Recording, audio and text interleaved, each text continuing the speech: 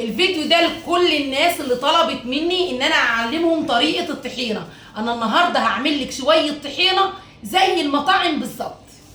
تعالي بقى اقول لك المقادير، بس قبل ما اقول لك المقادير بالله عليكي شير على قد ما تقدري، ومتابعه لو ما انتش متابعاني، وتعالي.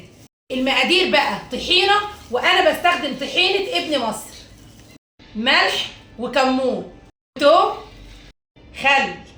والمفروض ان انا اقول لك زيت بس مع طحينه ابن مصر انت ما بتحطيش زيت على فكره، لان هي ما شاء الله سمسم خام، فهي اصلا بتسرد الزيت اللي فيها. طبعا انا كنت واخده من البطرمان اللي قبله، عايزاكم تشوفوا لي التقفيله بتاعته.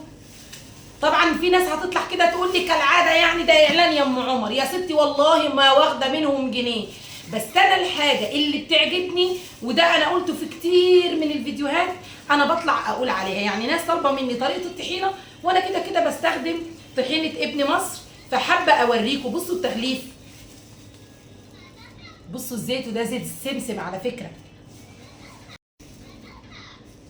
ننزل بالكمون والملح والثوم، اديها بقى التقليبه التمام.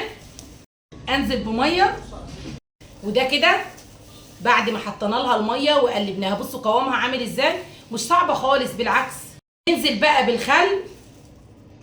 بصوا بقى بعد ما نزلنا بالخل، بصوا نطره الزيت بتاعها ازاي، مش محتاجه لانها سمسم خام، مش محتاجه خالص ان انتوا تحطوا لها زيت. وبس كده، هي دي طريقه الطحينه.